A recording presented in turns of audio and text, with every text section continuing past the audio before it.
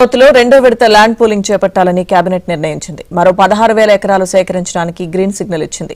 భూ సమీకరణపై రైతుల అభ్యంతరాలు, అనుమానాల్ని నివృత్తి చేశామని కేబినెట్ సమావేశంలో సీఎం చంద్రబాబు తెలిపారు.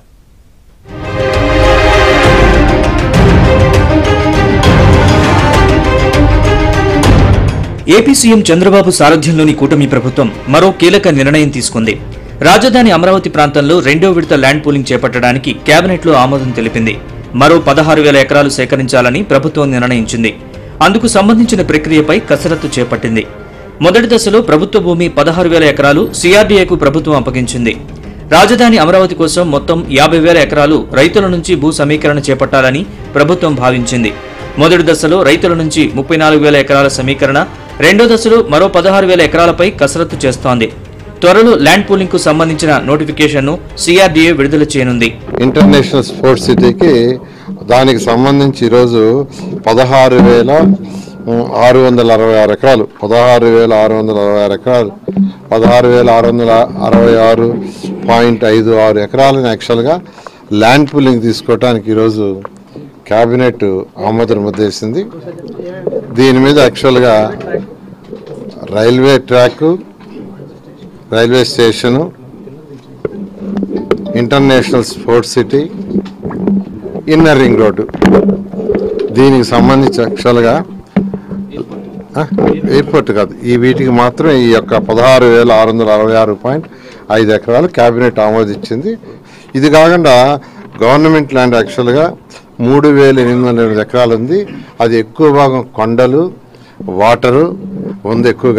ఎక్కువ భాగం కొండలు, వాటర్తో ఉండేది.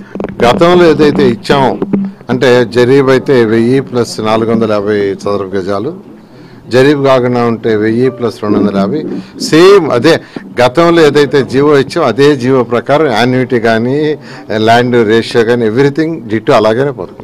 మొత్తం ప్రభుత్వ భూమి రైతుల వద్ద నుంచి తీసుకున్న భూమితో కలిపి 74,000 ఎకరాల్లో రాజధాని నిర్మాణాన్ని ప్రభుత్వం చేపట్టనుంది. ఇక ఈ రెండో విడత భూ సమీకరణకు సంబంధించి 7 గ్రామాల్లో భూసేకరణ చేయనుంది. వైకుంఠపురంలో 3,361 ఎకరాలు, పెద్ద మద్దూరులో 1,145 ఎకరాలు, ఎండ్రాయిలో 2,166 ఎకరాలు, కర్లపూడిలో 2,944 ఎకరాలు, వడ్డమాన్లో 1,913 ఎకరాలు, హరిశ్చంద్రపురంలో 2,418 ఎకరాలు, పెదపరిమిలో 6,513 ఎకరాల భూ సమీకరణకు ప్రభుత్వం రంగం సిద్ధం చేస్తోంది. ప్రభుత్వ అసైన్ భూములతో కలిపి మొత్తం 20,494 ఎకరాలు భూసేకరణ ద్వారా సిఆర్డీఏ తీసుకోనుంది.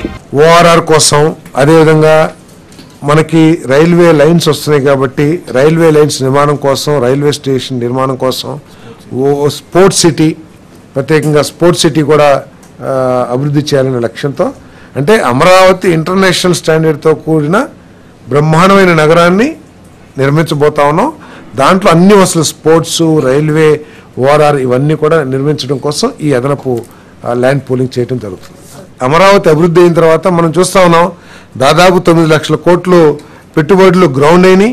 13.5 లక్షలకి ఎంఓయూ చేశారు. దాంట్లో 7-8 లక్షలు వచ్చినా కూడా దాదాపు 20 లక్షల కోట్ల పెట్టుబడులు ఈ రాష్ట్రానికి రాబోతా ఉన్నాయి.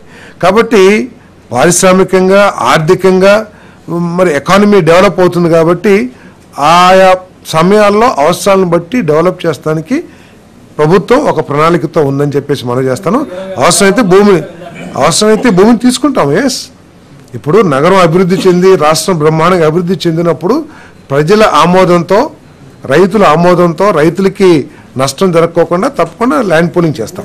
కేబినెట్ సమావేశంలో మంత్రుల అనుమానాలకు సీఎం చంద్రబాబు సమాధానాలిచ్చారు. రెండో విడత భూ సమీకరణకు రైతుల నుంచి ఏవైనా అభ్యంతరాలున్నాయని మంత్రి నాదెండ్ల మనోహర్ ప్రశ్నించారు. దీనిపై స్పందించిన సీఎం చంద్రబాబు, మొదటిసారి రైతుల అభ్యంతరాల్ని మన వాళ్లు సరిగ్గా డీల్ చేయలేకపోయారని, తాను రైతులతో మాట్లాడాక భూములు ఇవ్వడానికి అంగీకరించారని వివరించారు. అమరావతికి కేంద్రం పూర్తిగా సహకరిస్తుందని, నిర్ణీత గడువులో నిర్మాణాలు పూర్తి చేయాలన్నారు. రెవెన్యూ వ్యవస్థ రావణ కాష్టంలా తయారైందని, ఆ శాఖలో ప్రక్షాళన జరగాల్సిన అవసరం ఉందన్నారు. సాదా బైనామాల గడువు పొడిగింపుపై చర్చ జరగ్గా పీపీపీ మోడల్లో ఇచ్చిన ప్రభుత్వ మెడికల్ కళాశాలల్ని 2 ఏళ్లలో పూర్తి చేస్తామని సీఎం చెప్పారు. మార్కాపురం, మదనపల్లె, పులివెందుల, పాడేరులోని కాలేజీల్ని 2 ఏళ్లలో పూర్తి చేస్తామని అధికారులు వివరణ ఇచ్చారు. పోలవరం ప్రాజెక్టు 2027 మేలోపు పూర్తి చేస్తామని, పోలవరం దగ్గర ఐకానిక్ బ్రిడ్జ్ నిర్మించాలని భావిస్తున్నట్లు చంద్రబాబు చెప్పారు. రాష్ట్రంలో కొత్త ప్రాజెక్టులకు భూ కేటాయింపులు బాగా జరుగుతున్నాయని కేంద్ర ఆర్థిక మంత్రి నిర్మలా సీతారామన్ కూడా కితాబిచ్చారని, మిగతా రాష్ట్రాల్లో అలా జరగడం లేదని ఆమె వ్యాఖ్యానించినట్లు మంత్రులకు చంద్రబాబు తెలిపారు. మనం భూములు ఇవ్వడం కాదని పరిశ్రమలు గ్రౌండ్ చేయించుకోవడం చాలా అవసరమని చంద్రబాబు అభిప్రాయపడ్డారు.